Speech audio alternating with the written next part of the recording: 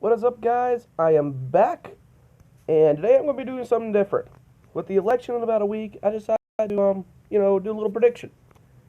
Now, everybody who knows me in real life knows I'm a Republican. I'm a diehard Republican, but this election is very strange because you got two old men who are above their 70s saying that they can beat each other out age-wise. All right. Anyways, I'm going to get into this. So, yeah, let's go. So right off the bat, you're going to want to give the each candidate states that are definitely going to go to them. California is going to go to Biden. Same with Oregon and Washington. Nevada is going to go to Biden. Same with New Mexico, Colorado, New York, New Jersey, Vermont, Connecticut, pretty much all of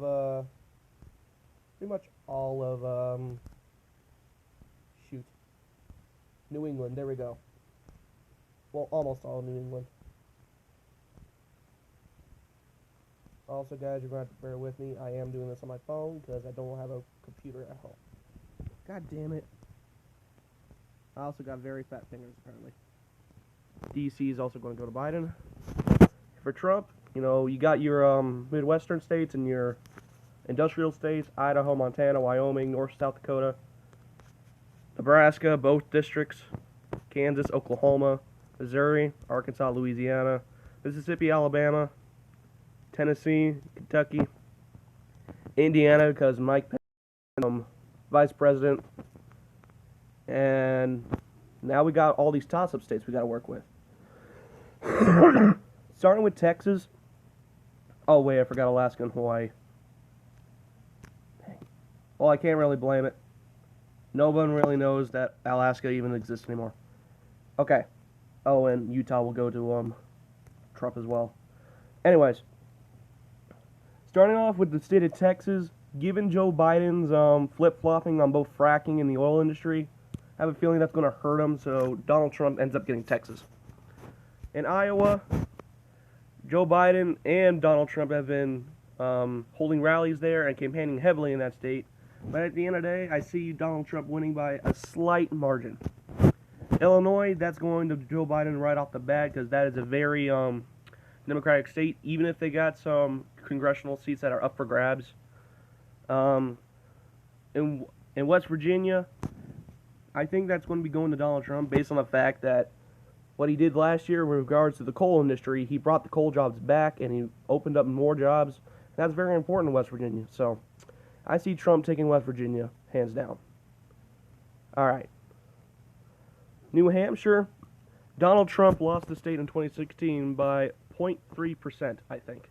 If that's wrong, please let me know in the comments. But at the end of the day, since it's a part of New England and a Democratic stronghold, I see New Hampshire going to Joe Biden by a slight margin. Now we get to Maine. I think Donald Trump won one of the districts in there, but given the fact that neither candidate has really campaigned much in Maine, I have a feeling that it's going to go to Joe Biden just by the Democratic strongholds they have over there. We get to Arizona. We had several Senate and congressional seats flip in that state.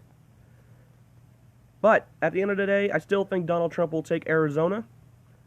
Again, by slight margin, because I don't know if Joe Biden has been campaigning heavily in that area, but if he has, he might be able to sneak away a victory if he gets enough votes. Florida.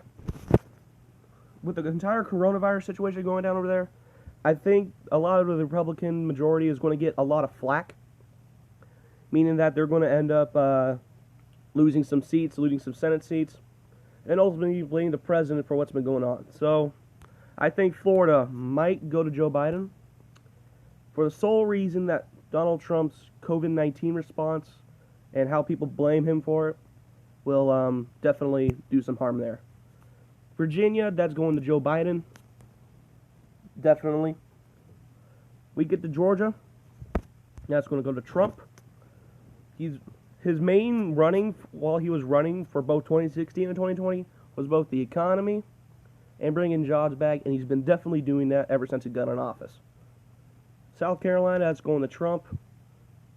North Carolina, this is one of those weird cases because they flipped from Obama to Trump in the last election, and frankly, I don't see it flipping for Joe Biden either. Because, like I said, Donald Trump, he rides heavily on the economy and the job market, and I see him pulling out a victory. All right, now we get to the last few states on here, the Rust Belt, as we like to call it. Both Joe Biden and Donald Trump have been pulling not Biden, but Trump has been pulling huge rallies along the Rust Belt, especially in Ohio and Pennsylvania. I think he did a rally in Michigan a few weeks ago. And you had Joe Biden holding those small rallies, socially distanced, of course, in both Pennsylvania and Wisconsin. Starting off Wisconsin, this is a state Donald Trump won by 1%. Why 1 point, I guess. 1 percentage point. There we go. And I actually see him holding on to it. This is not for the fact that Joe Biden hasn't been lacking in the state. It's just that his comments on regulating the fossil fuel industry, given the fact that most of Pennsylvania is done with coal and natural gas, that will really hurt him, I think, in the election. Going down to Ohio, I also see that going for Trump. Just because even though Joe Biden, I can't remember if he was from Scranton. Shoot, I feel stupid for forgetting what state Scranton is, because he really holds hard on that. But I think it was Ohio. Despite him saying that Ohio is his home state, he's only really lived there for about 3 years before he moved to Delaware. So I see that going to Trump based on the job market again. Michigan, Trump won this by 2 percentage points in 2016. And I see him actually holding on to it again like the majority of the states that he had won last time. Because the auto industry, one of his main promises of that campaign was to bring back auto jobs in Michigan. And it happened. He brought back the auto industry, more factories in Detroit were opening up, so I see him winning that.